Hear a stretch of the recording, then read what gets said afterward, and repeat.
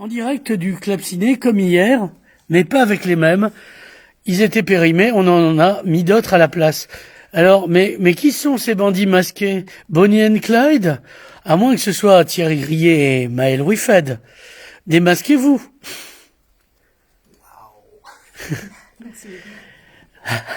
Ouais, elle a failli mourir d'apoplexie. Et je suis toujours avec ma fidèle équipe, Maria Marenic, et il a repris du service, c'est Patrick Sommier. Alors, en direct du Club Ciné aujourd'hui, pourquoi? Pour parler de la création d'ici locale et de sa mise en valeur ou pas. Hein, voilà. Tiens, on vient de me dire à l'oreillette, c'est ou pas. Bon, ben on arrête tout de suite. Au prétexte de Thierry Grillet, donc journaliste à l'Indépendant, auteur d'un livre magnifique qui est, voilà, Mystique méditerranéenne et notre nouvelle historique, qui nous parle qu'ici il s'est passé des trucs, même si vous croyez qu'il s'en passe plus, il s'en passe encore, mais c'est sous le tapis avec la poussière. Et Maël Ruifed, qui est artiste, qui est chanteuse, qui est musicienne, qui joue du violoncelle. Et de quoi tu ne joues pas? C'est déjà pas mal. Je joue Ouais. du violoncelle, percussion aussi je joue. Et aussi tu fais mannequin. Voilà. Bon, ça, je sais pas si c'est un art. Mais c'est des collaborations. Des collaborations, oui, bon, ça, il dit pas ça à Patrick, il va s'énerver. C'est le mot collaboration, ça. Des créations artistiques. Voilà. Très bien. Alors, on va faire on va commencer par toi, Maëlle. Pourquoi faire de l'art et pas caissière de supermarché? Parce que tout simplement, c'est quelque chose qui est nécessaire, qui est vital et qui apporte un moyen de transmettre ce qu'on vit intérieurement, le monde intérieur qu'on a chacun, c'est-à-dire les émotions qu'on porte. Donc, moi, ma manière de la transmettre, ça va être la musique, le chant, le violoncelle. T'as commencé par là ou... Oui, j'ai commencé très jeune. Au conservatoire, je suis rentrée à l'âge de 6-7 ans, en classe de percussion d'abord. Et puis ensuite, j'ai commencé le violoncelle un peu plus tard, à l'âge de 10 ans. Et j'ai tout arrêté à 15 ans, Ouais. absolument tout. À l'époque où tu étais pilote de chasse dans la RAF. Exactement, voilà. J'ai arrêté les études pour faire pilote de chasse. Non, je suis partie en voyage à l'âge de très très jeune. Et j'ai repris la musique plus tard. Et là, cette fois-ci, je l'ai repris avec beaucoup d'intensité. J'ai repris des cours. Je me suis reformée au chant et au violoncelle de manière à en faire mon métier par la suite. Alors, on ne te demandera pas tout de suite si tu arrives à en vivre, et particulièrement pour le Covid, mais c'est au programme. Thierry Grillet, tu as commencé par étudier les nains de jardin à l'école, et déçu par une déception amoureuse qui déçoit beaucoup, tu t'es recyclé. Non, alors, Thierry, raconte-toi, tu étais photographe. Bon, maintenant, t'as honte de le dire, hein. Non, parce que même le ministère de la Culture vous a déclassé. Donc, tu veux quoi, une bio comme rapido, bah oui, Robert, hein, vas-y. Non, j'ai toujours étudié. Au départ, j'étais musicien. Ouais. Je dessinais aussi tout petit. Tu veux dire que dans les chiottes, comme tout le monde, ou... Ouais, sur les marges. J'ai toujours adoré les marges. Donc ouais, je dessinais pour mon plaisir. Je prenais des cours de dessin, de musique, piano, batterie, guitare. Et la photo est arrivée après, à la fin, quoi. Parce que aussi, il y a eu la littérature. Enfin, tout le temps, il y a toujours eu la littérature. Lire, pas écrire. Je te juge pas. Non, lire et écrire, je l'ai fait à 18 ans, comme quelqu'un qui aime la littérature, et Baudelaire et Rimbaud, c'est pas très original. Tu fais un petit recueil, tu vois, un truc que tu tires à 5 exemplaires agrafés, tu files à tes trucs, et après tu t'en rappelles même plus, quoi. Ouais. Voilà, donc c'est en moi comme... la plupart des gens qui aiment la littérature et des auteurs. Voilà, donc la photo, c'est arrivé quand même sur le tard, plutôt vers 23-24 ans, quoi, quand j'ai fait mon école de journalisme à Paris, photo, journalisme, les deux. Et donc, après, je suis resté sur Paris, j'ai créé une agence de photographes, une coopérative de photographes, avec ma femme que j'avais rencontrée à l'école de journalisme. Voilà, et 3-4 bonhommes. Tu es le mari de la fameuse Corinne Grillet, donc on peut le dire. Ça. Et donc, que je salue. Et on avait couvert l'actualité des années 90 à Paris. Et moi, je faisais pas mal enfin, je couvrais la guerre surtout en Bosnie pendant 4 ans. Ouais, c'est la plus drôle en même temps, t'as raison. Voilà, c'était à côté de Paris, donc c'était très rapide. Ouais, c'est à 2 heures de Paris, en Même fait. pas. Et donc voilà, et puis après j'en ai eu assez, je suis revenu dans mon sud natal et j'ai été embauché à l'ENDEP.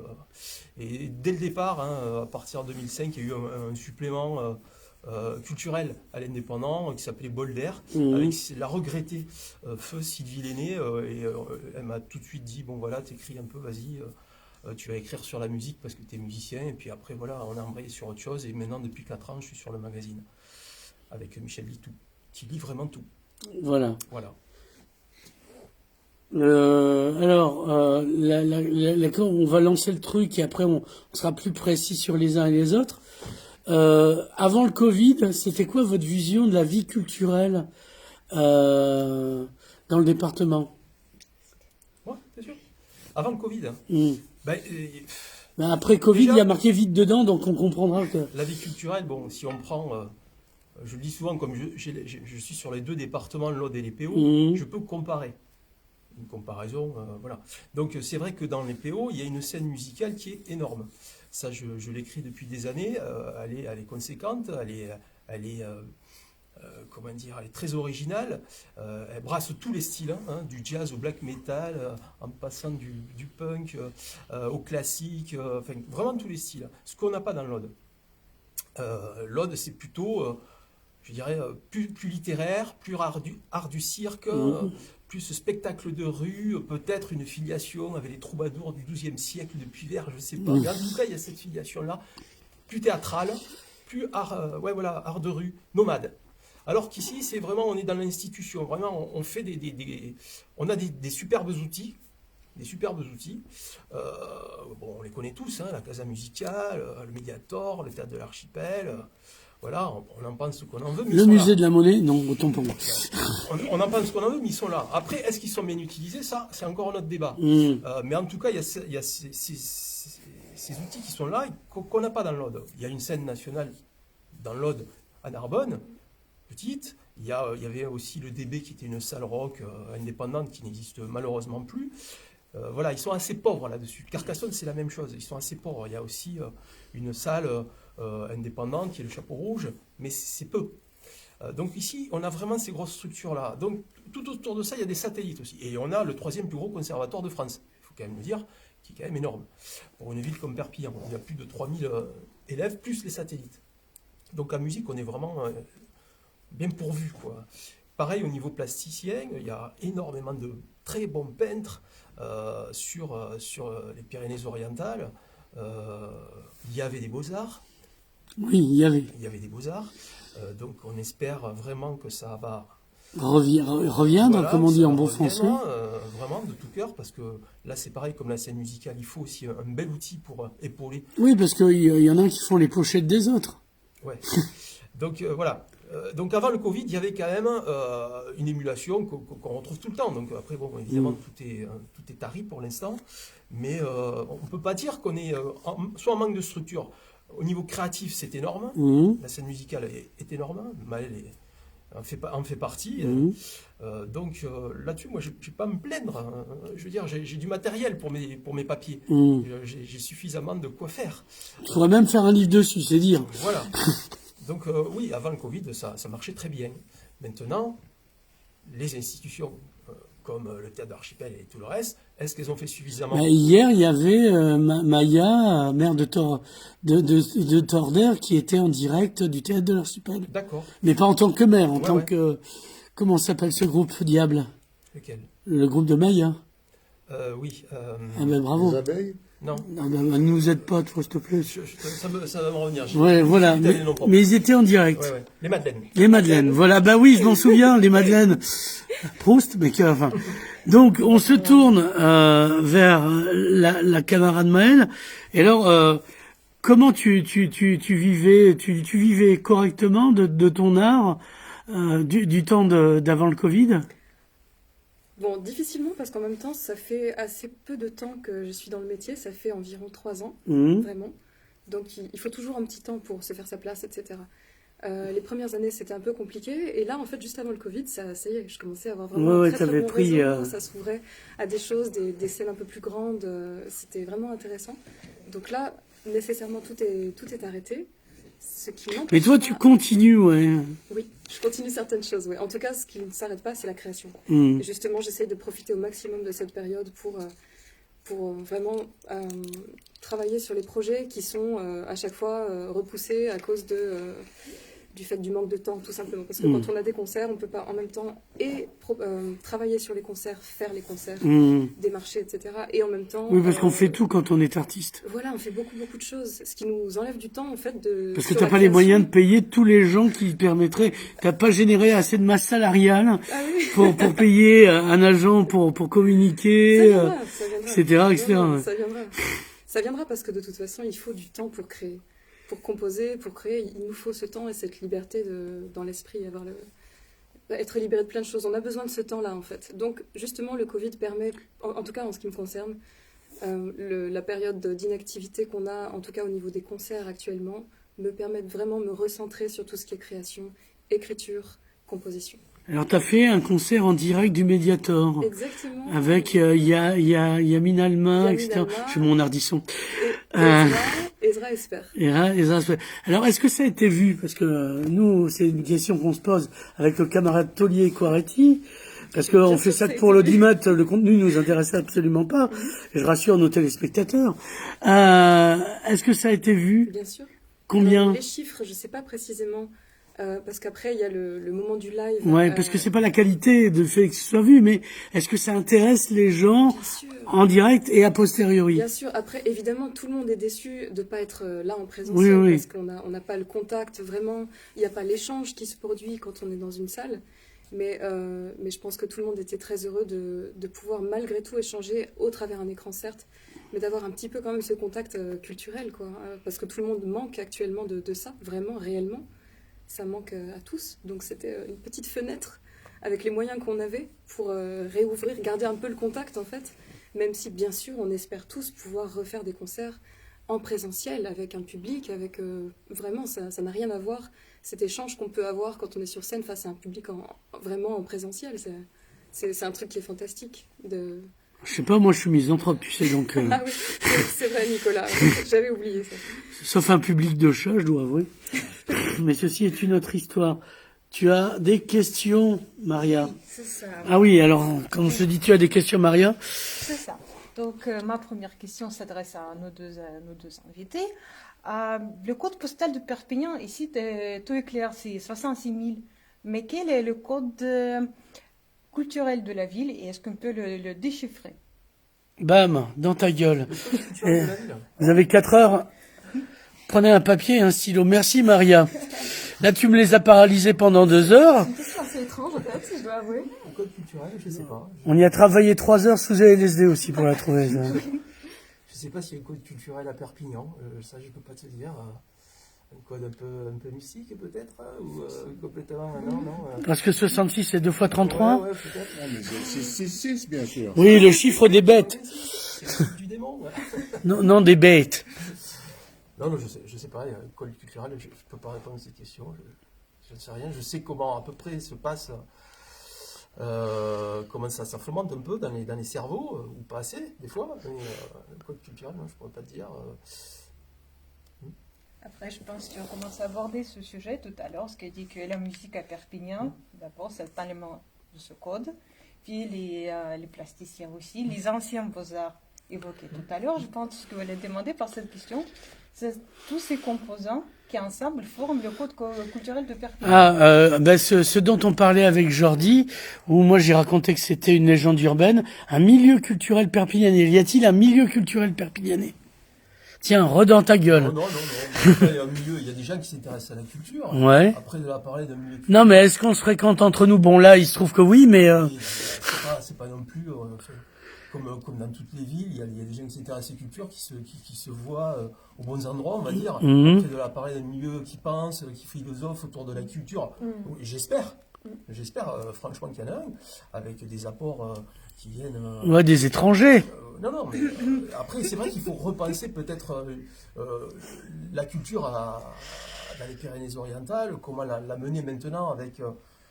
voilà, on revient toujours à ces grosses structures qui existent. Est-ce qu'elles sont vraiment aptes à bien diffuser la culture, quoi. Et là, on a vu que avec l'intermède du Covid, ben, enfin, ça c'est ma propre opinion, je trouvais qu'il n'y avait pas suffisamment de propositions pour épauler les arts, pour épauler les artistes. Je trouve que pendant un an, on a laissé vraiment les artistes, à part quelques manifestations comme les éphémères, qui portent bien leur nom, hein, mais est-ce que ça suffit? Bon, après, ces gens-là sont payés sont des fonctionnaires, donc en même temps, c'est pas péjoratif. Mais est-ce qu'il se bougerait plus que quelqu'un qui a une salle privée? Voilà, est-ce qu'il y aurait plus de propositions du côté de l'entrepôt qui est une salle privée ou du Vino Shop ou XY, Ou même du club ciné. ou du club ciné pour le cinéma, évidemment.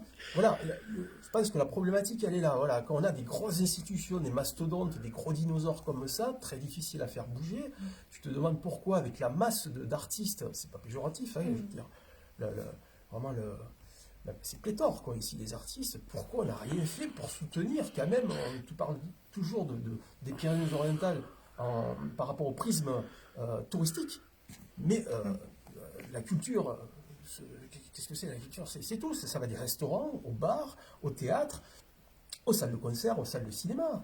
Qu'est-ce qu'on a fait pour ça pendant un an? Absolument, pour moi, rien. Il n'y a rien, voilà. Rien de vraiment solide.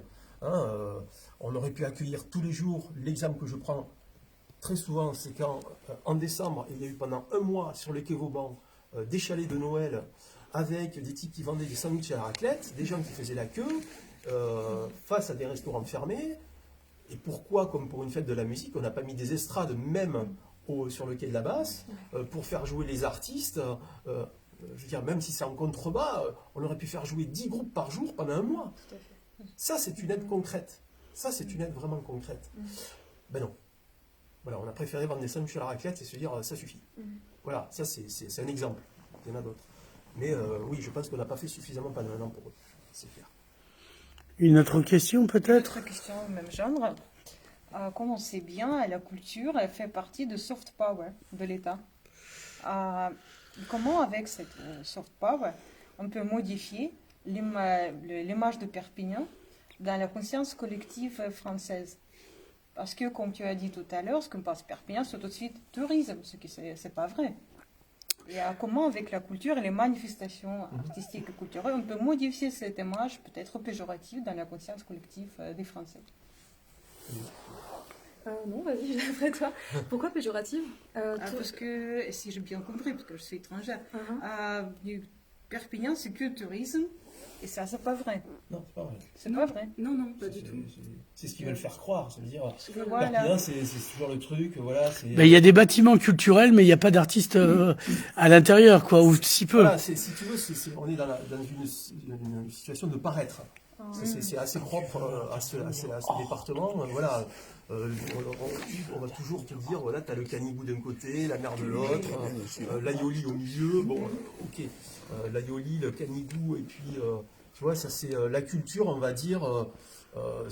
Pareil pour la masse, mais sans être péjoratif là non plus. Je veux dire, il faut une culture populaire, Oui. mais bon, on peut sortir du rugby et de l'aioli et du canigou, quoi. Voilà. Donc pourquoi ne pas faire entrer des belles créations théâtrales? Pourquoi ne pas faire entrer là-dedans des belles créations musicales? Oui.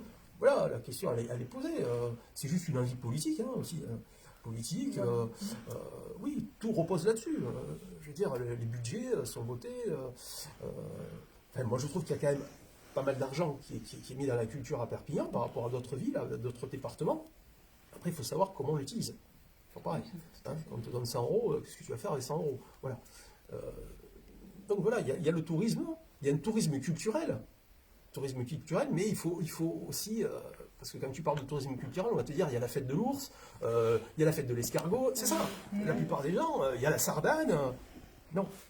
Il y a ça, ok, on est d'accord, c'est ce qui fait, on va dire, la maille du territoire, mais il y a aussi la vraie création. La vraie création, oui. C'est pas un type qui se met une peau d'ours et qui se peinte la gueule pendant 2 jours et qui court après des nanas affolées. Moi, je l'ai vu, ça. On dirait les Césars, Ça, enfin les anciens Césars. Voilà, ça, c'est du folklore. Tu vois? Il y a le folklore et puis après, il y a la culture. Comme là, c'est pas du folklore. Pascal Commelade, c'est un vrai créateur depuis 40 ans. Il y a encore des gens qui ne le connaissent pas ici. Voilà. Commelade, quand il prend une sardane, il en fait du Commelade. Tu vois? Donc ça, c'est vraiment une belle passerelle. Je prends toujours l'exemple de Pascal parce que je trouve depuis 40 ans, il fait énormément pour la musique et pour les arts ici. Il n'a pas peur de déformer les choses et d'amener sa patte personnelle dans le folklore. Et ce folklore devient une culture, pas élitiste. C'est magnifique ce qu'il fait, tout simplement. Et ça, tu peux le... Voilà, c'est un exemple. Tu peux le décupler. C'est juste une question d'envie. Il ne faut pas rester dans des... Après, on a aussi les jeudis de Perpignan l'été. Et les jeudis de Perpignan, ça rassemble quand même une masse d'artistes. Ça rassemblait Oui. avant le Covid. Parce qu'ils ont arrêté l'été aussi. Et oui, on parle de l'avant. Et dans le futur, j'espère. Ça rassemblait beaucoup d'artistes de la région, bon, aussi de l'extérieur, mais aussi pas mal de la région. Et on avait à la fois de la musique, mais du théâtre, du cirque, plein de choses qui étaient rassemblées quand même tous les jeudis de l'été. Donc ça, c'est déjà aussi une belle... C'est vrai. Une belle ouverture. Ouais. Oui, voilà, on espère tous que Que l'été reviendra. que l'été reviendra. Ouais. Alors, on va parler un peu du bouquin Pat Patrick. Oui, non, vas-y avant. Intervenir juste un instant sur deux choses. La première, arrêtons d'inventer un nouveau vocabulaire qui est lié au Covid du genre présentiel, en présence du public, mais avec le public, devant le public. Tiens, il parle Et français. oublions le présentiel. Presential. Ensuite, je voudrais répondre, je suis tout à fait d'accord avec ce que dit Thierry, et je voudrais répondre sur la question de l'image véhiculée par la culture. La culture n'a pas à véhiculer l'image d'une ville. Il y a une chose qui est très connue ici, c'est le festival de images, je me rappelle plus comment. Bizarre, pour. Voilà.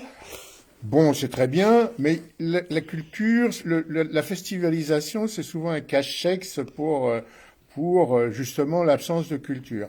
Alors, il y a des centaines et des centaines de festivals en France, c'est ce qui donne l'image d'une ville, etc.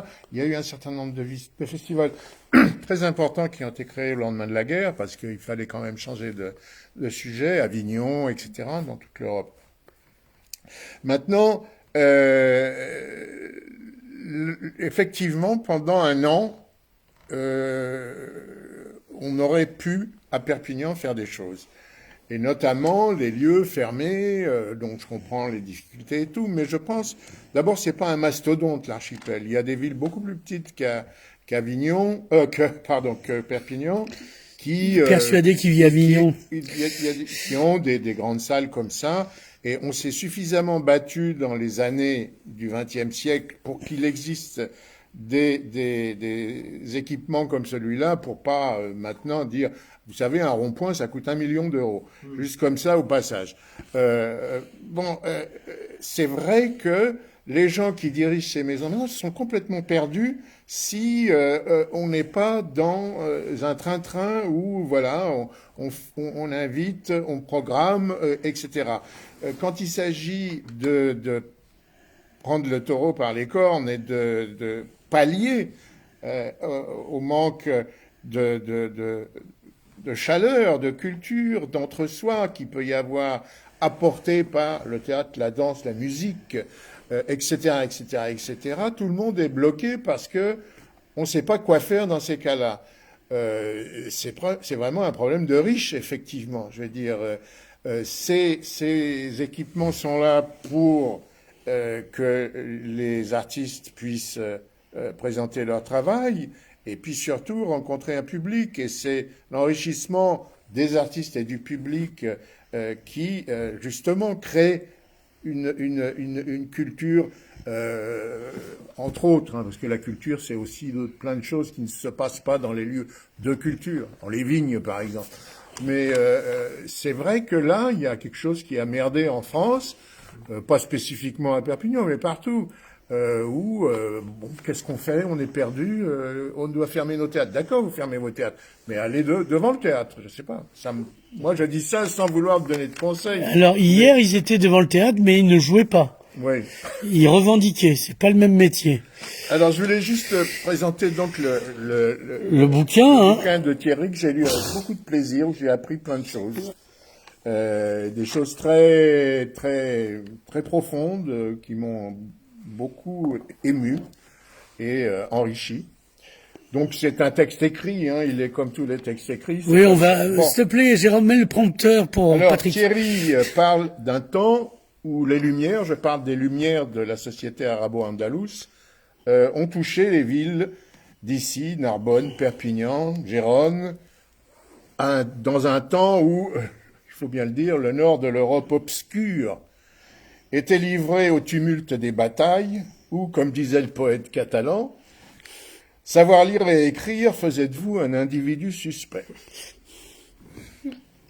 Au tournant de l'an 1000, une grande civilisation s'est arrimée sur nos rivages.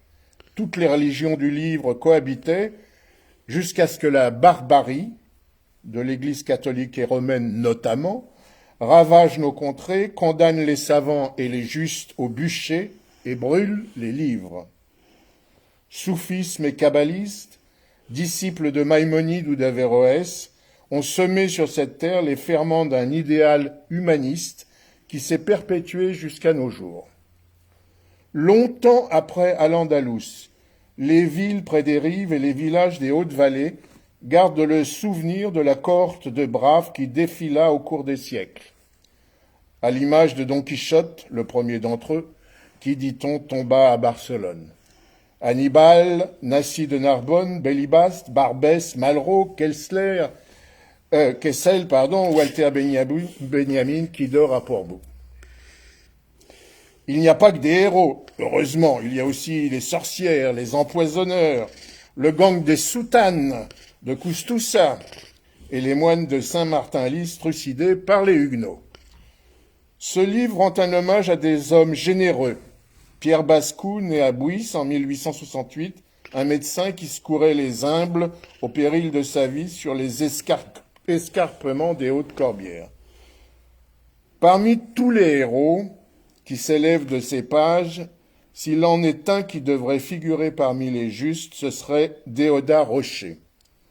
Natif d'Arques, dans l'Aude, mort à 101 ans en 1978, il travailla toute sa vie à faire revivre le message des cathares qu'il incarnait de tout son être.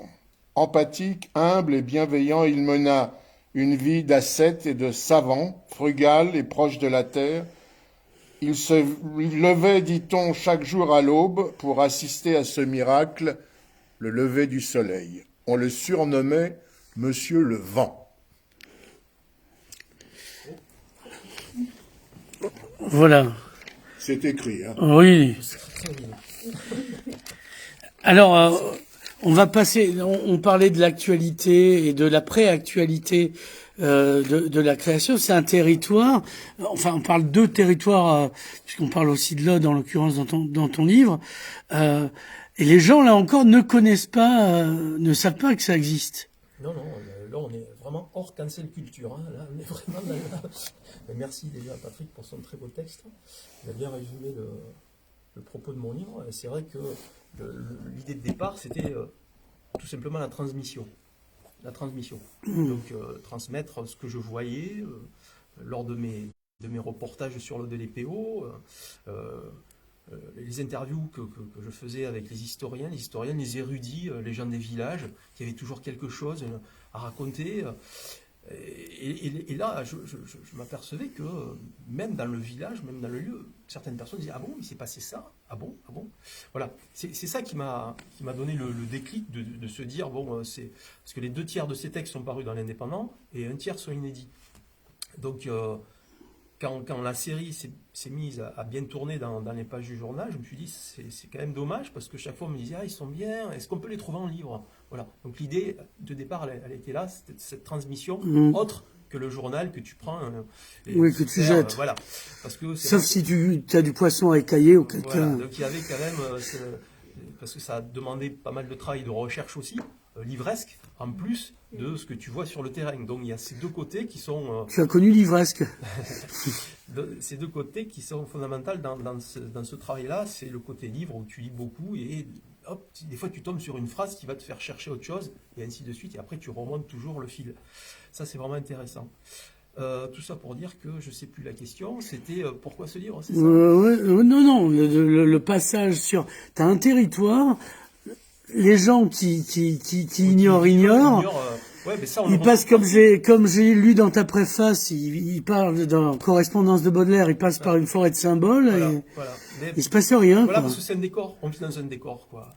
Je veux dire, là, on est dans un décor de cinéma, tu sors, t'as un décor, mais tu franchis pas ce décor. Il n'y a pas d'interaction avec le réel, Voilà, en fait. ce qui est intéressant, c'est toujours l'envers du décor. C'est là qui est très important de gratter. Et là, quand tu connais après ce passé-là, tu peux vraiment appréhender l'avenir. Déjà, tu peux comprendre ton présent, ce qui n'est pas rien, surtout en ce moment. Et puis, tu peux appréhender l'avenir. Tu peux te poser, de dire, voilà, il s'est passé ça, on ne va pas refaire les mêmes conneries.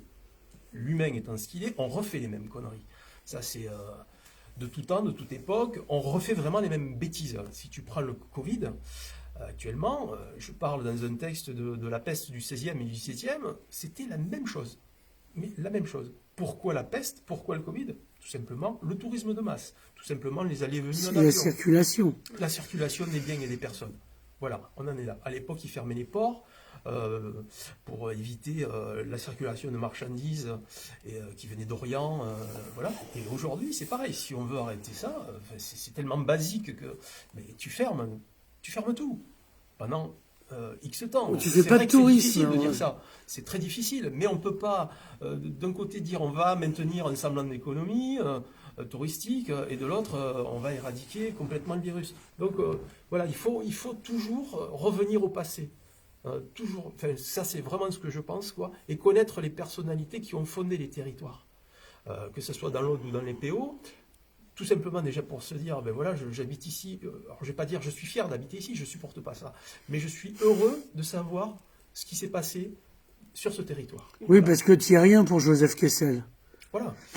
Non, mais je veux dire, quand Patrick parlait de Déodat Rocher, c'est le parfait exemple dans l'Aude d'un philosophe, d'un érudit, d'un ancien juge qui a été dégagé par Vichy, donc ça c'est à mettre à son actif, qui est quelqu'un de fabuleux, qui a travaillé toute sa vie, qui a fondé la Société d'études Qatar, et dont les livres n'ont pas été réédités. Quand je suis allé à la maison de Déodat Rocher d'Arc, j'étais vraiment perturbé par ça. Je me suis dit, mais comment je veux dire, comment un penseur comme ça, qui avait écrit énormément de livres, qui avait fondé quand même la Société d'études Qatar, n'est pas réédité, ne soit pas réédité. C'est un scandale, tout simplement. Donc voilà, tout ça, et une partie, quand même une grande partie de ces histoires, repose là-dessus, quoi. C'est vraiment la transmission d'un passé, d'un savoir. Et c'est pour ça que dans mon propos, je suis un peu dur avec l'éducation nationale, parce que je pense qu'elle ne fait pas le travail. En tout cas, celui-là. C'est-à-dire un travail de transmission pour les élèves d'un territoire, en plus du programme officiel qu'ils sont obligés de suivre. Hein. Mais il faudrait quand même avoir un petit laps de temps pour les élèves pour dire voilà. Une touche girondine, comme on dit à Bordeaux. Dans cette classe, il y a des Arabes, il y a des Juifs, il y a des Noirs, il y a des petits Blancs. Ok, je vais vous dire ce qui s'est passé réellement depuis l'Antiquité sur ce territoire. Et là, on s'apercevra vraiment que les élèves vont changer. On va se dire, ah ouais, il y a Hannibal qui est passé. Ah oui, Carthage. Ah oui, eh oui. Ah bon, Narbonne était pendant 60 ans sous domination arabo-andalouse. Oui. Ah bon, il y a eu des juifs kabbalistes sur Narbonne et sur Perpignan. Oui. Et tout ça, ça ferait changer, je pense, un peu les mentalités. Un peu. Mais on ne le fait pas. Alors pourquoi? Parce que, bon, ça risque d'être long, mais c'est toujours le dogme de l'Église catholique romaine, j'en reviens toujours à ça. Il faut arrêter, ils sont morts. Non. On ne parle pas mal des morts. Non, mais il y a eu pendant 2000 ans et on en paye encore les frais. Enfin, je veux dire, Les Cathares avaient qu'à se battre mieux que ça. Non, mais les Cathares ne se battent pas. Mais ben voilà. après, il y avait les chevaliers Fédis qui épaulaient les parfaits, enfin les revêtus, mais il y a eu ce dogmatisme-là et cette main de fer romaine, tout simplement, qui a fait qu'elle ne supportait pas d'autres pensées que la sienne. Et on en est... Tu veux dire comme les minorités à l'heure actuelle? Pardon? Comme les représentants des minorités à l'heure actuelle? Non, c'était pour faire une blague au passage. Donc voilà, tout ça fait que... voilà, c'est vraiment, je pose ça en réflexion, quoi. Après, bon... Voir en réflexion, vu qu'il y a beaucoup à refaire. Voilà. Alors, toi, tu vis un peu dans la nature, tu es un peu parfaite, si j'ose dire, puisque on te voit souvent t'inspirer, travailler dans la nature. Ouais. Donc, tu connais le territoire, puisque tu le parcours, tu l'arpentes, comme dirait Morpheus dans Matrix. Alors, j'arpente le territoire, mais j'ai pas encore tout arpenté. Ouais. Il me reste encore beaucoup d'endroits à visiter, à explorer, et voilà. C'est un petit territoire, mais il y a plein de microclimats un peu partout. Il y a beaucoup de montagnes 56 types de paysages, de monotypes de Wow. paysages. D'accord. Voilà. Donc, alors, pourquoi ça t'inspire justement d'y aller dans la nature? Moi qui suis bien que dans ma télé avec mon chat et ma bibliothèque. Pourquoi ça m'inspire? Je pense que c'est un lien que j'ai depuis toujours, qui va aussi avec un tempérament que j'ai, qui est très solitaire et qui a besoin de beaucoup vivre dans son imaginaire. Mhm. Donc, je suis aussi sportive et je vis mon sport à travers la nature, beaucoup en extérieur, donc la marche, la randonnée, la course, tout ça. J'ai fait beaucoup ça. Je pratique encore beaucoup, de manière différente. Mhm. Maintenant, et ça m'inspire beaucoup parce que c'est des temps pour moi qui sont comme des méditations. Ça me permet d'être vraiment avec moi-même, de laisser émerger à ce moment-là des idées, des pensées, des choses que je peux pas faire en fait quand je suis Oui. en interaction avec ou dans la société. Ouais, C'est des ouais. choses qui peuvent pas venir de cette manière-là. Quand je suis dans la nature, il y a vraiment quelque chose de très fluide à ce moment-là. Est-ce que tu joues du violoncelle parfois pour les oiseaux? Une Alors- espèce de Saint-François musicien. Si c'est arrivé, c'est parce que j'avais pas le choix. Non, parce que c'est pas très pratique, il faut le dire, de jouer dehors. Un violoncelle, c'est gros, on va le dire. C'est par exemple un kazoo, on transporte partout. Voilà. Ou une guimbarde. Un Tu vois, ukulélé, tu sais, voilà. Exactement, oui. Mais le violoncelle, t'as failli songer à la contrebasse, tu dis, j'ai déjà du mal à gérer le violoncelle. Voilà. Du coup, ouais, le violoncelle, c'était l'intermédiaire entre la contrebasse et le violon. C'était Voilà. la taille parfaite. Et donc, ouais, mais jouer dans la nature, chanter, tu te balades avec toi-même, donc. Oui, chanter, on peut faire ça partout. Après. C'est comme Blanche-Neige, Oui, non. non. Pas comme Blanche-Neige, non. non. On retire cette image, s'il te plaît. D'accord. Si elle aime C'est, pas les pommes, c'est pour ça. Oui, voilà, c'est ça. C'est juste ça. Non. Oui, on peut chanter partout. Après, bon, j'ai pas... Moi, j'ai chanté un meeting du Front National.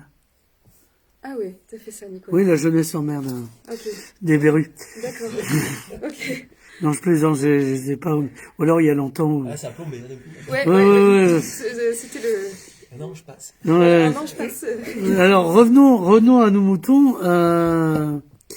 L'idée, c'est, est-ce que justement, tes balades dans la nature t'inspirent pour créer a posteriori Tout à fait. la musique? Ouais, la preuve, c'est que, en fait, souvent, quand je me balade dans la nature, j'ai mon dictaphone, voire même pendant un moment, j'ai pensé emmener un carnet et un crayon, Mhm. mais ça ne fonctionne pas, de marcher en même temps qu'on écrit. Donc, j'ai mon dictaphone et j'écris ou je chante ce qui me vient, en Mhm. fait.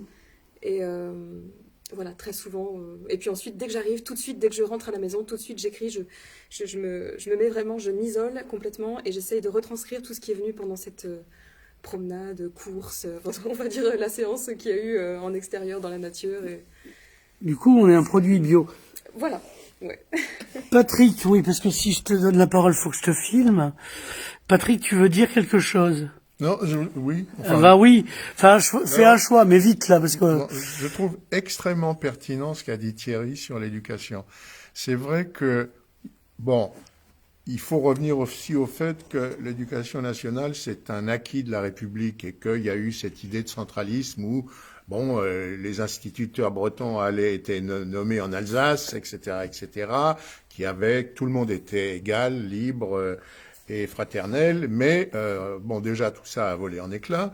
Mais c'est vrai que j'imagine un enfant de Perpignan ou de ce département qui apprend ce qui s'est passé sur sa terre. Et ce bouquin, par exemple, est très très très puissant sur cette chose-là et qui sait effectivement qu'Hannibal est passé par là, qu'on lui raconte l'histoire à travers son histoire, ce qui n'empêche pas qu'on raconte aussi l'histoire universelle. Ce qu'il a fait quelque dans le part. bouquin d'ailleurs. Mais je trouve très très très pertinent ce que dit Thierry là-dessus. Il y a une vraie réflexion. De toute façon, il est temps que l'éducation nationale revienne dans le giron de la République et l'université. Très bien. Alors, Maria, tu as une question? Ouais, Thierry, ben, ton ouvrage, bien sûr, on voit ton texte, bien évidemment, on voit tes photos, mais aussi tes dessins. Ouais, ça m'intéresse beaucoup. Et tu as mis tes dessins dans le livre pour pousser l'imagination de tes lecteurs encore plus loin. Alors, oui. Alors, c'est plus bête que ça même. C'est-à-dire que j'ai mis mes dessins. Alors, j'en fais pas la publicité de mes dessins, mais parce que des fois, on avait vraiment du mal à trouver des illustrations où l'éditeur disait là, on pourra pas parce que voilà. Il y a des droits, ça il y a coûte des cher. droits, donc, je dessine vraiment pour mon plaisir, pour me relaxer. C'est une méditation pour moi le dessin. Depuis tout petit, quand je disais que j'avais appris le dessin tout jeune, mais voilà, c'était vraiment très personnel. Tu vois, le dessin, Oui. c'est pas comme les écrits où tu as l'habitude d'écrire ou faire des photos, voilà. Mais après, voilà, il m'a dit ah ouais, c'est pas mal, c'est pas mal. Et finalement, bon, j'ai continué à illustrer là où on avait vraiment des problèmes, des soucis. Tu vois, par exemple, je sais plus, Hannibal, t'as pas de photo d'Hannibal. Hein. Enfin, si, t'en as une de la statue. Mais bon, comme c'était en deux épisodes, voilà, j'ai dessiné quelqu'un sur un éléphant. Voilà, j'ai beaucoup de mal avec l'éléphant. Mais voilà, c'est vraiment pour Parce qu'il a moi, dû d'abord le dresser. voilà, c'est vraiment un plaisir. Le dessin, c'est vraiment un plaisir méditatif. D'où la Quand je veux chanson, vraiment me vider Hannibal, on l'esprit, est mal. je dessine. Voilà. Voilà. Et toujours d'après modèle. Hein. Je suis pas. Oui. Ok. Merci. Emmaël, une petite question à toi aussi. Tu dis que tu trouves l'inspiration de la nature. Est-ce que tu peux partager avec nous et nos spectateurs tes places de force où tu aimes bien venir pour te recharger moralement? Histoire que tu sois emmerdé la prochaine fois. Alors, Donc, donne-en de fausses. je suis désolée de te décevoir, mais je ne parle pas des endroits dans lesquels je vais. Bravo. Voilà, je n'en parle pas. Mais tu vas au supermarché, c'est juste. Ça m'arrive de temps en Ah temps. bah tu vois, et elle se ressource dans les J'essaie supermarchés. le plus possible d'aller chez les producteurs locaux, Voilà. mais non, je suis désolée, je ne peux pas répondre à ta question. C'est secret. C'est secret, oui. C'est bien d'avoir le secret. Voilà.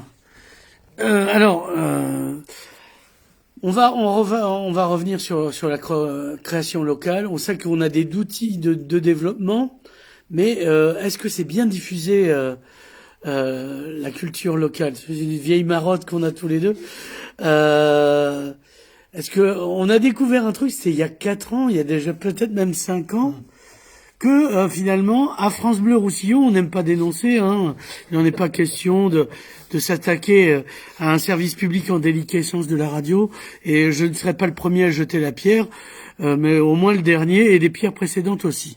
Donc, on a découvert qu'il n'était diffusé dans la playlist, comme on dit en portugais, que 3 titres, que 3 groupes d'ici, dont un mort et un on n'est pas sûr, et 2 ils sont vivants, mais ça serait bien qu'ils rejoignent les autres. Oui, enfin, c'est pas nouveau, nul n'est prophète dans son pays. Ça, on le voit tous les jours, hein, je veux dire, enfin, mais pas que dans les Pyrénées-Orientales. En Bretagne, ils diffusent très bien leurs trucs, par Voilà, exemple. bon, les Bretons, c'est vraiment un cas à part. Mais c'est vrai que, oui, on pêche là-dessus, quoi. Enfin, quand il y a une radio de service public qui ne passe pas parce que paraît-il qu'il y a des panels d'auditeurs à Radio France qui choisissent ce qu'il faut écouter ou ne pas écouter, ok, mais tu as quand même une marge de manœuvre. Alors elle est de 10, 15, 20%, je ne sais pas trop, je ne suis pas dans ce genre de chiffres, hein. Mais moi je trouve complètement con de ne pas se servir de ce vecteur qui est la radio. Parce qu'on écoute toute la radio dans nos voitures, voilà, pour mettre en lumière l'énorme création musicale qu'il y a ici, tout simplement. À mon niveau, je fais tout et je donne toujours la priorité aux artistes du département, que ce soit de l'Aude ou de l'EPO, avant de parler d'un artiste national ou international. C'est évident, c'est évident. Voilà. Donc oui, il y a toujours eu ce problème-là. Alors, d'où il vient, est-ce que c'est... Alors, tu te souviens, il y avait aussi la fusion entre Radio France Roussillon et Radio Bleu. La Radio Bleu, c'est la radio de couleur aux cheveux des grands-mères avant. Ouais, là tu remontes... Oui, mais c'est... les années 80, non? Ouais. Mais petit à petit, et puis après Gérard Marty, c'est parti en sucette aussi. Ah, Gérard Marty connaissait le boulot. Voilà. Enfin, je dis pas que les autres le connaissent pas, mais il faut quand même une envie. Je veux dire que ce soit le journaliste, le rédacteur en chef, la direction, il faut qu'il y ait une envie de dire, bon, on va tout miser là-dessus, on va mettre en avant notre scène. Voilà, c'est tout. Si on ne le fait pas, pour moi, il y a vraiment un gros problème, parce que c'est l'essentiel du travail qui n'est pas fait. Du coup, les politiques qui s'occupent de culture peuvent pas connaître, à moins de faire vraiment l'effort d'aller carrément dans les lieux de répétition et autres ateliers de peinture. Ce que nous on fait, Oui. pour connaître, c'est en parlant avec des artistes. Oui, mais nous, la culture, c'est une manière de respirer aussi. D'accord, mais... Il se trouve qu'on en a fait aussi un métier, mais... Voilà, mais je veux dire, s'y intéresser, on en revient toujours, c'est aussi un devoir de transmission, de dire, il se passe ça ici, sois heureux qu'il se passe ça, et regarde, écoute ça, peut-être pas en priorité, mais écoute-le quand même. Donc il faut quand même qu'on pousse là-dessus. Je veux dire, voilà, il faut une réelle envie de dire à l'auditeur, voilà, on va vous faire écouter ça, vous allez voir que c'est quand même mieux qu'Obispo, quoi. C'est pas difficile. Mais bon, on a quand même des talents fabuleux. Donc, quand il y a des piles de disques qui s'entassent sur des bureaux, dans une radio X ou Y, qui ne sont pas écoutés, c'est une faute professionnelle. Voilà. Alors, Maël, on sait que toi, tu fais beaucoup de concerts parce que t'aimes bien travailler. Il y a un truc que je comprends pas d'ailleurs, mais bon, on en reparlera plus tard. Alors que dormir, c'est quand même bien. Et puis quand on a Netflix, pourquoi chanter d'abord? Mais surtout... Ah bon, c'est non. Je connais cette théorie. Et la question, c'est, toi, ta diffusion radio, est-ce qu'on peut t'écouter dans le journal, enfin, à la télé, tu vois? Non, mais c'était une des premières questions que j'avais posées à la chanteuse de Caval, non, elle chante pas. Quand elle était venue avec son album, c'était la diffusion. Est-ce que toi, en tant qu'artiste, t'es assez diffusé? Alors, pour le moment, non, puisque j'ai pas sorti officiellement Ouais. de morceaux, en tout cas, enfin, j'ai pas fait de production Mhm. que j'ai pu proposer. J'ai eu des émissions très intéressantes, dont une dernièrement, justement, à Radio Aviva, en compagnie d'une chanteuse, Cécile. C'est quoi, Radio Aviva? Radio Aviva, c'est à Montpellier. Ah, d'accord, Voilà, à c'est pied, une ça radio fait loin quand même. montpelliéraine, voilà. Juste là, il y a Ah, mais il y a 3 des jours de radios ça. là-bas, ouais. Il y a des radios, Ils voilà. ont l'électricité, c'est pour ça, c'est facile. Donc on a eu la chance d'avoir des émissions. Il y a quelques années aussi, j'ai eu une émission avec un groupe que j'avais à l'époque, où on est passé à... Comment elle s'appelait cette émission? Viva la Musica, je crois. Oui, ben, on est C'est peut-être, je crois, à l'origine Ah, peut-être. de cette émission, puisqu'on les a fait chier tellement qu'ils l'ont créée, je crois. D'accord. Bon, en tout cas, on y est passé et on a pu jouer des morceaux en live et puis aussi diffuser nos morceaux qu'on Ouais. avait enregistrés à l'époque avec ce groupe-là. Bon, après, j'ai l'impression que peut-être les radios... 100% hit te diffuse? Pardon? 100% hit te diffuse? 100% hit? C'est une radio perpignanaise comme son nom. Ah oui? Ouais. Non, je connais pas en fait. Voilà. Je la connais pas, cette radio. Voilà, ben bravo. Tu vois. Merci de me l'apprendre comme ça. Tenu par John Bourgeois. D'accord. Voilà. Bon, alors voilà, donc pour répondre à ta Oui, question, oui. j'ai pas encore proposé, donc c'est pour ça aussi que je ne suis pas diffusée. Et après, je connais pas non plus, ils ont peut-être un espèce de cahier des charges dans les radios. Des charges, tu l'écris comment? Tu vois ce que je veux dire? Dans lesquels il y a des choses à respecter. Je sais pas, Mhm. ça, j'ai pas posé la question. Je Ben, sais se pas laver comment les ça mains au fonctionne. gel hydroalcoolique, Ouais. tenir la distance sociale, tout ça. Voilà, mais je parlais plutôt au niveau de la diffusion. Ah, d'accord. Tu vois. Et donc je sais pas comment ça fonctionne. Donc effectivement, je pense que c'est une erreur de pas revoir ça Mm. pour diffuser les artistes locaux. Bon après, j'ai entendu quand même sur quelques radios des passages des amis que j'ai qui ont proposé un titre et qui est passé. Alors il n'est pas diffusé comme ça, comme tous les autres titres. tu Ouais, vois, voilà. En masse, il n'est pas diffusé en Ouais, masse. ils veulent pas mettre en danger leurs auditeurs. Je sais pas si c'est pour cette raison, tu sais. Je sais Ils pas. les protègent. Tu crois que c'est ça? Bah oui. Parce que ça, moi j'aimerais bien leur poser la question directement. Ouais. Pourquoi, en fait? Voilà, peut-être. Il faudra que qu'on vous avez la retourne à réponse, France moi, je Bleu, ne sais pas. faire un tour. Voilà, Les Gaulois, enfin bon, bref. D'accord. Et s'il y avait une nouvelle radio, finalement, qui se crée, et qui se spécialiserait dans la diffusion locale, vu que si les autres veulent pas le faire, autant créer de la nouveauté, quoi. Puisque la nature a horreur du vide. Une nouvelle radio oui, pourquoi pas, évidemment, il y a de la place pour ce genre de choses. Après, voilà, il faut pas non plus... c'est pas parce que c'est local que c'est forcément bien. Oui. Il faut avoir cet esprit de qualité, qualitatif. Mais la priorité, de toute façon, oui, si c'est traduit au lycée, je pense que dans la playlist, ça serait vraiment de dire, voilà, on donne d'abord la priorité au local, et puis ensuite on écoutera Bruel et Obispo. Voilà. Mais ça, très tard. Donc, ouais, toujours... À partir de 3 heures du matin. Voilà. Et encore.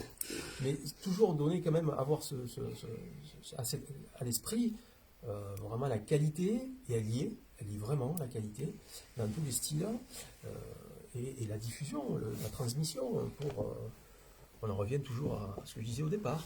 Voilà, il faut être heureux de ce qu'on a à notre portée, et puis ne pas avoir honte d'écouter, enfin, c'est même pas une question de honte, je veux dire qu'on a le groupe Les Liminanas, on reprend toujours cet exemple parce que depuis 5-6 ans... Qu'on a invité maintes et maintes fois à venir ici, qui ne répondent pas. Ils sont très timides.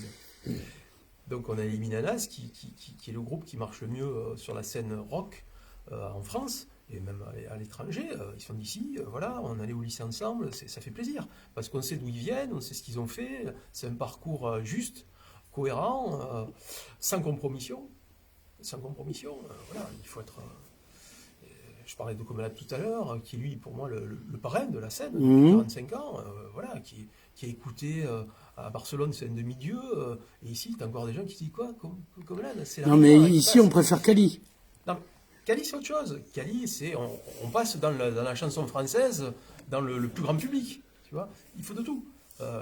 Donc, je veux dire, Cali n'a pas à rougir face à Bruel ou Obispo, tu vois, loin de là. Je veux dire, Cali sur scène, voilà, il envoie.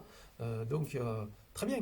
On a tout ce qu'il faut pour faire une belle scène. Voilà, après, c'est l'envie, toujours, des diffuseurs. Mais le public fait pas pression non plus. Mais en même temps, il sait pas que ça existe, il peut pas faire pression sur les politiques ou ceux qui tiennent les salles, les lieux. On parlait des salles tout à l'heure, des institutions, le Mediator joue le jeu. Là-dessus, c'est impeccable. Je veux dire, chaque fois qu'il y a un gros concert... Julien Biol, pour pas le nommer. Julien Biol, évidemment, Anne Vivien, tous ces gens-là donnent, si tu veux, le feu vert au groupe pour faire des premières parties qui sont vraiment de très haut niveau. Tu as des premières parties de groupes, d'artistes ici qui valent largement la tête d'affiche. Largement. Donc là, le job est fait, quoi. Voilà. Tu voudras parler, Maël ? Voilà, c'est Patrick. Au niveau de l'audiovisuel public, il y a effectivement une grande question. C'est que il faut un juste équilibre entre justement les médias nationaux et les médias régionaux. Voilà. Ce que font absolument tous les médias publics, les autres, ils font ce qu'ils veulent, c'est absolument la marchandise, c'est-à-dire ce qu'on trouve sur le marché, qui est que tout le monde veut entendre, qu'on entend dans les supermarchés, pour parler de marché, et le reste, non. Il y avait eu une enquête qui avait été faite par Catherine Clément, une grande intellectuelle française, il y a une bonne vingtaine d'années là-dessus, à la suite du Festival d'Avignon, quand même le plus important festival de théâtre qu'il y a dans le monde. Elle avait fait justement une enquête sur le théâtre à la télévision publique. Et son rapport s'appelait « La nuit, l'été ». C'est-à-dire qu'on diffusait du théâtre à la télévision vers 1h du matin et uniquement juillet-août. C'est tout. C'est la problématique.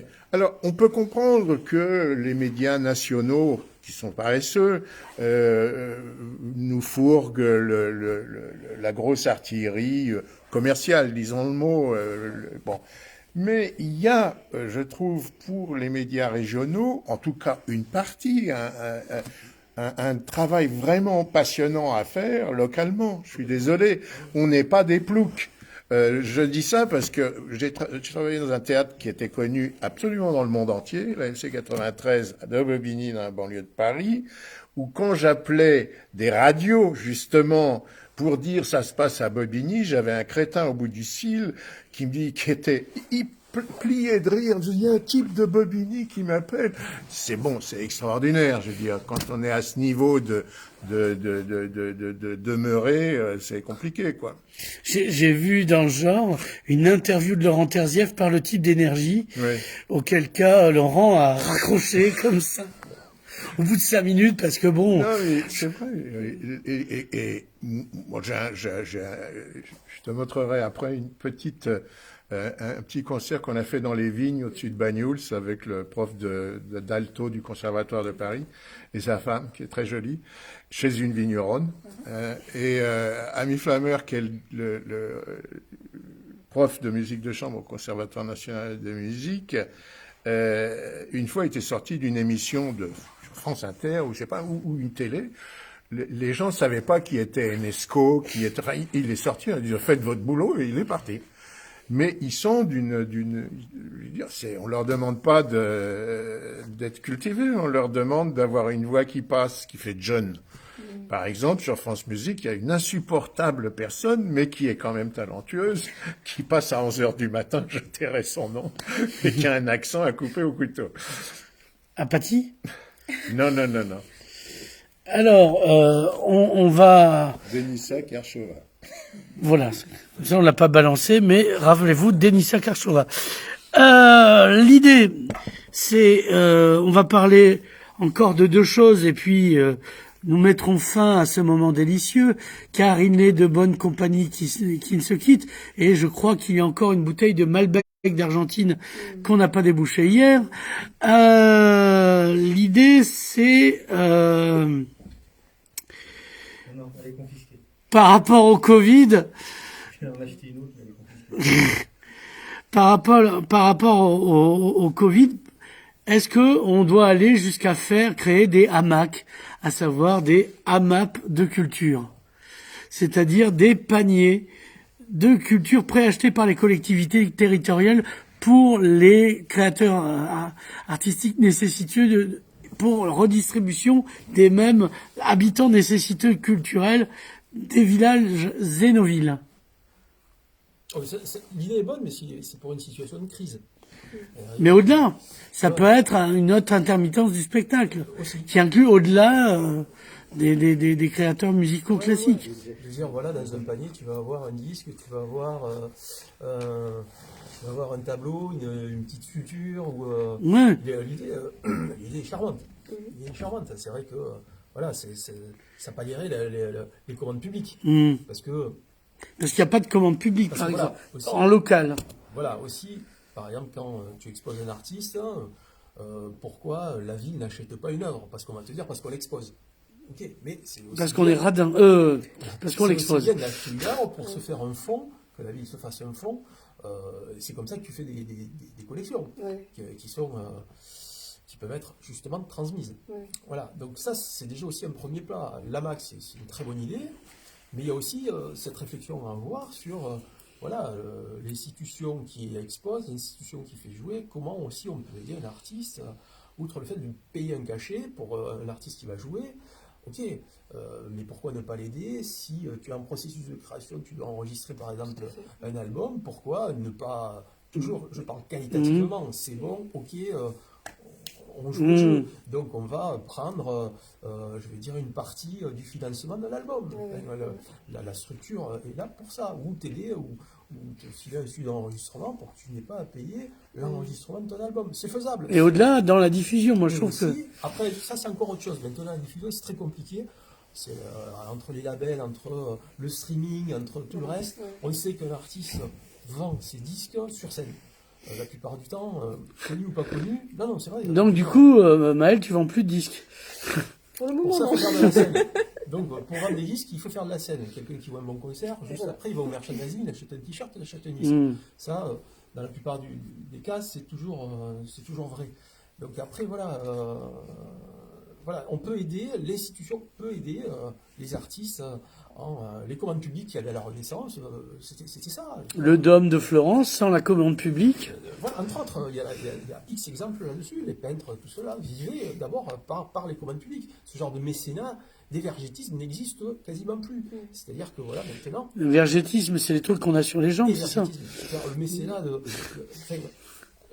tu vois, je reprends cet exemple qui est pour moi fondamental. Tu exposes un artiste, la ville expose un artiste, tu lui achètes une œuvre. Voilà, c'est pour ton fonds. Voilà, ça c'est une véritable aide. Tout à fait. Après, c'est vrai que tu peux réfléchir, comme tu disais, sur la MAC, le papier. Mais ça, je pense que c'est vraiment pour des situations vraiment de crise, quoi. Oui, mais c'est un départ parce que de toute façon, l'évergétisme, tu l'as pas. Donc, une fois que tu auras ça, tu le conserveras pour continuer à faire du mécénat public. Alors, est-ce qu'il y a encore des questions? Alors, nous allons aborder cette question. Je prends une personne au hasard dans le public, Maria. Oui. Donc, nous avons abordé déjà la question de la production artistique pendant la crise. Donc, d'après vous, est-ce qu'on peut parler aujourd'hui de la nouvelle esthétique du Covid, c'est-à-dire le public et ses demandes sont différents maintenant par rapport au début de la pandémie? Demande différente. Les goûts, les préférences, oui. Est-ce que le public a des demandes différentes? Je sais pas. C'est pas évident de te répondre parce que comme on peut pas se produire, on peut pas savoir quels sont leurs goûts, tu vois. Ce qui est sûr, c'est qu'il a pris conscience que l'art était essentiel. Voilà. Oui. Voilà. Et ça, la grosse bourde du gouvernement sur cette période-là, c'est le non essentiel. Ce sont des demeurés. Voilà. Pour dire des choses aussi connes, il faut être voilà. Con. Demeuré. Parce que quand on ferme Des choses aussi demeurées, faut être con. des supermarchés, bon, on va pas revenir là-dessus. On a appris là-dessus que l'art était essentiel. Avant l'ouverture des stades, avant l'ouverture de X ou Y, c'est d'abord des piscines, des terrains de tennis, non, c'est les salles de théâtre, les salles de concert, les cinémas. Voilà, c'est ce qui ressort le plus quand même. Donc oui, je pense que le public a pris ça vraiment, c'est-à-dire heureusement que j'ai des livres, heureusement que j'ai des BD, heureusement que je peux voir des films, sinon quoi? Voilà, ça c'est tout à fait juste. Ça c'est vraiment ce qui ressortirait, quoi. Pour moi c'est vraiment essentiel. Oui, complètement. Bien. Quelque chose de plus? Que faut-il conclure à propos du jaillissement créatif local et de sa diffusion? Bam. Non, mais ce que je viens de dire là, c'est une bonne conclusion. Je pense que l'art est essentiel et encore plus sur ton territoire. Je veux dire, si tu n'es pas assez curieux pour écouter, lire, voir ce qui se fait sur ton propre territoire, bon, ben, reste confiné. Confiné. Très belle conclusion de Thierry. Voilà. Bon, ben, on remercie Thierry Grillet et Maël. Alors, c'est le moment pub. Donc, ça s'appelle, le livre de Thierry s'appelle Mystique méditerranéenne et autres nouvelles historiques, avec notamment comment le professeur Choron s'est engagé en Indochine à Perpignan. Indochine, je parle de ce qui était notre ancien empire et pas le groupe de Nicolas Sirkis, qu'on salue au passage. Et on remercie Maria Marenic, Patrick Sommier et le taulier Magic Quaretti, comme on l'appelle, car c'est un peu notre Pierre Tchernia à nous. Au revoir et à bientôt. Au revoir.